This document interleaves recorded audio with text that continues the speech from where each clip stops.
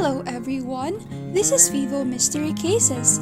Today we will talk about a very famous hijacking case. This case happened in the United States in 1971. A robber named Cooper hijacked a civil flight plane, successfully ransomed $200,000 and fled.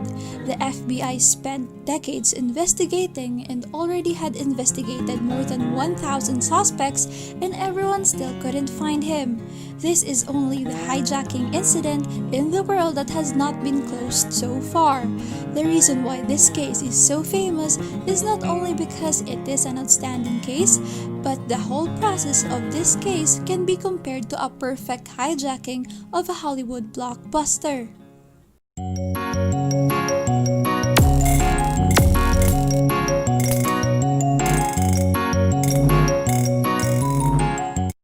So what really happened on this day? How did the robber succeed? We will turn back the time to November 24, 1971. This day is Wednesday, and the day before is Thanksgiving Day. A man around 40 years old appeared at Portland International Airport in Oregon. He was wearing a suit and tie, a black trench coat, a pair of brown shoes on his feet, a black briefcase on one hand, and a paper bag in the other, looking very professional. He came to the counter of Northwest Airlines and had $20 cash to buy a one-way ticket for Flight 305 that flew to Seattle that afternoon. The name he used at that time of registration was Dan Cooper. Portland is not that far from Seattle. The flight only took 30 minutes. The type of the flight was Boeing 727-100. which was the main, medium, and short-distance model of major airlines at that time, with a maximum passenger capacity of 131 people. The model was discontinued in 1984 and was subsequently replaced by Boeing 737. The stairway that Boeing 727 passengers get on and off is not on the side like the current passenger plane, but on the rear of the plane. The airport security check at that time was far less strict than it is now, and there were basically no security check steps. It was even possible to smoke on the plane. After Cooper got on the plane, he sat at the tail 18C position, lit a cigarette, and asked for a glass of bourbon and soda. The plane took off at 2:50 p.m. and left Portland on time. 36 passengers and 6 crew members are on board. Shortly after takeoff, at about 3 p.m., Cooper wrote a note and handed it to a flight attendant named Schaffner into the pocket and didn't open it. Cooper walked over to see her and whispered to her, "Miss, you better take a look at the note. I have a bomb." When the flight attendant thought it was a joke, he opened the note and said, "Miss, there is a bomb in my briefcase. I want you to sit next to me and I will show you." At this time, the flight attendant sat next to Cooper. Cooper opened his briefcase, which was covered with various wires and 8 red detonators. It looked like a bomb. Cooper calmly told the stewardess, Schaffner, "Please tell the captain I need $200,000 in cash before 5 p.m. Please put this money in a backpack. I also need 4 parachutes, including 2 main parachutes and 2 spare umbrellas. When the plane landed in Seattle, I needed to send a fuel tanker to refuel the plane. I wasn't playing around. If you couldn't meet my requirements, I will blow up this plane." After listening, the flight attendant hurried to report to Captain William Scott. The captain contacted the air traffic controller immediately after hearing the news. The air traffic controller gave a random emergency report to the relevant department. Northwest Airlines President Donald Nyrop approved the request to pay the ransom and ordered all employees to fully cooperate with the hijacker's requirement to ensure the safety of passengers. After receiving the ground notice, the airport sent a broadcast to the passenger saying that the aircraft is currently experiencing a slight mechanical failure and the delay in arriving in Seattle will cause you inconvenience. Please forgive me. In order to keep the emotions of the passengers on board, the captain did not say so. Then the plane was forced to hover over Puget Sound for 2 hours. And you gave the ground some time to prepare. At this time, the FBI collected $10,000 and 20 banknotes from multiple banks in Seattle and recorded all the banknote numbers. According to the requirements of the robbers, 4 parachutes and fuel trucks were prepared, and everything was ready to wait for the plane to land. At 5:39 in the evening, the plane landed at Seattle's Tacoma International Airport. At that time, the weather in Seattle was not good and it was raining. The passengers already knew that the plane was cut off because Cooper had a bomb in his hand. No one dared to act rashly. After landing, Cooper ordered the captain to drive the plane to an empty tarmac and let the passengers close all the windows to prevent the snipers from shooting. Then, the hatch at the rear of the plane was opened and the ramp was put down. A police officer camouflaged become an operation manager of Northwest Airlines, especially took off his uniform and changed to plain clothes.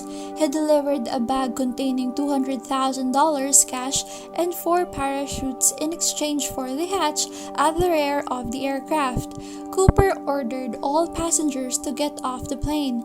In addition, he also put the flight attendant Schaffner and another flight attendant, Alice Hancock, leaving only 1 flight attendant and 3 pilots. At this time, the fuel truck also drove over to refuel the aircraft. At this time, Cooper told the captain that the next flight plan, he asked the captain to fly it in the direction of Mexico City. The speed remained at 100 knots, the landing gear remained open, the flaps were adjusted to 15 degrees. It did not pressurize the cabin. Captain told Cooper that these oils could not be opened to Mexico City at all. You don't have to control it, you just need to fly in that direction. We can refuel in Reno, Nevada. The captain kept the rear hatch open when he took off, but the captain told him that it was too dangerous and Cooper did not persevere at this time. The airport found that the robber had a very comprehensive understanding of aviation knowledge, which seemed very expert, so he didn't say much, so he did what he asked. At 7:40 in the evening, the rain was getting bigger and bigger. The hijacked Boeing 727 took off again. At this time, there were 2 deputy captains, an engineer, flight attendant, and Cooper himself. There is a question here. There are obviously 5 people on the plane, and Cooper only needs 4 parachutes. What on earth did he want to do? The crew was very frightened at this time because the bomb was still on the plane, and no one knew what he wanted to do. It can only be done in accordance with the requirements of the robber. The U.S. military dispatched 2 F-106 fighter jets, followed by Boeing 727, and a T-33 trainer also participated and left behind, but later, the trainer returned due to insufficient fuel. After taking off, Cooper asked everyone to enter the cockpit and not be allowed to come out. At 8 o'clock in the evening, the warning indicator light on the instrument panel in the cockpit showed that the cabin door was opened by someone. And then came deafening engine sounds and wind sounds. The crew asked Cooper if they needed help through the intercom. Cooper answered no. This is the last sentence everyone heard. The crew did not dare to ask frequently. After a long time, they asked again. No one answered, thinking he might have jumped. At 10:15 in the evening, the plane landed at Reno Airport. The frightened crew did not dare to come out at the airport for a long time, but fortunately, everyone was safe. It turned out that Cooper's original plan to fly to Mexico City was simply a sham shot. With his familiarity with aviation knowledge and terrain, he had already planned an escape route. In major cases such as hijacking, the major news media will not let this go. After the media got the news, they came to the airport early to compete for the first report. One of the reporters mistakenly wrote the name of the hijacker, Dan Cooper, into D.B. Cooper, which caused major news media to reprint the name of the hijacker. Mispresented as D.B. Cooper, he has been called D.B. Cooper ever since. This is also the prototype of Cooper in the classic American drama, Prison Break. The FBI launched a survey in the place. First, they asked Kaffner, the stewardess who had the most contact with Cooper. She recalled this: "He was very polite in giving instruction. He didn't want the change and he let me keep it as a tip. During the whole process, he was very calm and did not look like a robber at all." The FBI then asked the 3 pilots who followed him at the time.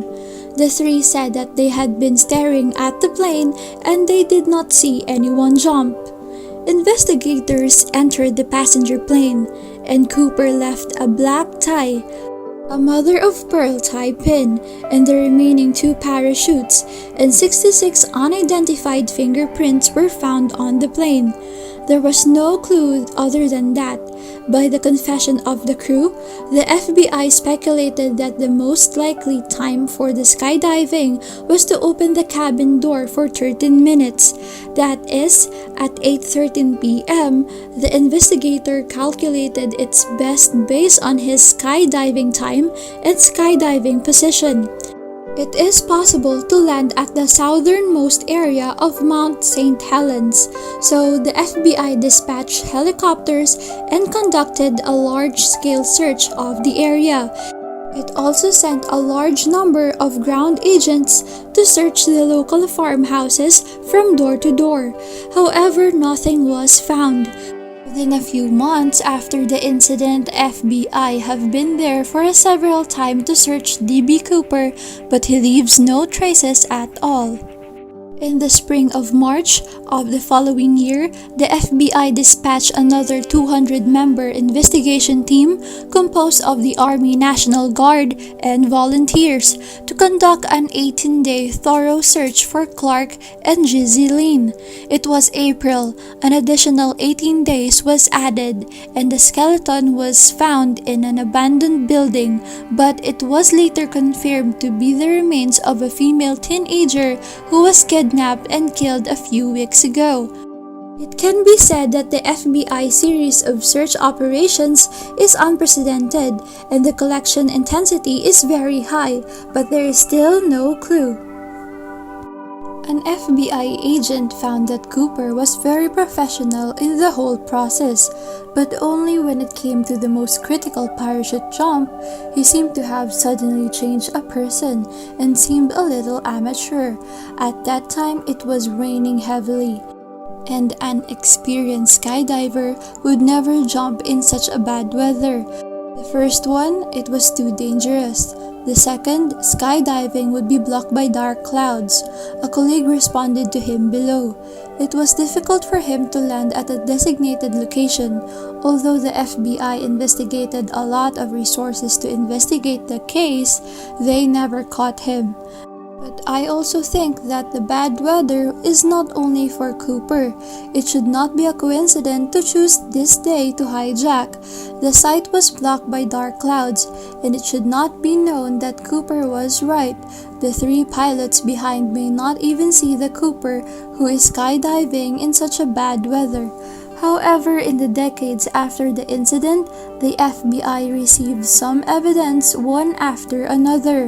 In 1978, 7 years after the hijacking occurred, a sign labeled 727 was found hanging near a logging road in Washington state.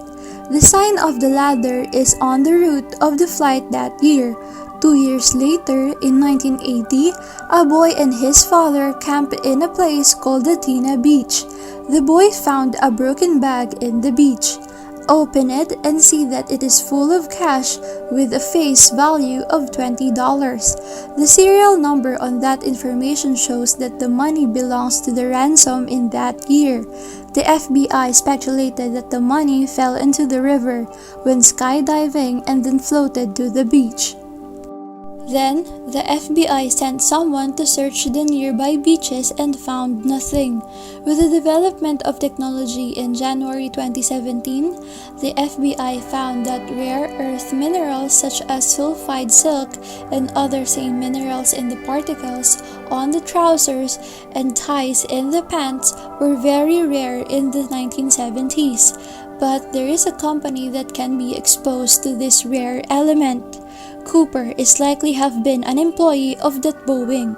In the same year, a private investigation team discovered some old parachute belts in the Pacific Northwest, which is considered to be potential evidence for D.B. Cooper. By August 2017, the investigation team found another bauble in the same area, which was considered to be part of the Cooper parachute backpack. The FBI subsequently adopted this evidence. After several decades of investigation, the FBI investigated more than 1,000 suspects and still did not find him. The FBI announced the serial numbers of the ransoms 1 month after the incident, reminding the public that if they found the money, please call the police immediately. To this day, the serial number of the money can be found on the relevant website. But it has been nearly 50 years. The time has passed and no money has been spent. On July 8, 2016, the FBI announced that it would suspend the active investigation of the Cooper case, citing the need to concentrate on investigation resources and manpower on higher and more urgent cases. Up to this day, the case is still closed for the people. A series of doubts. Did he die when he parachuted? Does he have an associate? How did he escape? Is he still alive? Unfortunately, this series of questions may never be answered, and it has become an open case in the history of the FBI cases. Do you guys have any guess of what happened to him? Please comment them down below. Kindly hit the like button and subscribe to our channel for more mystery cases to come. Thanks for watching!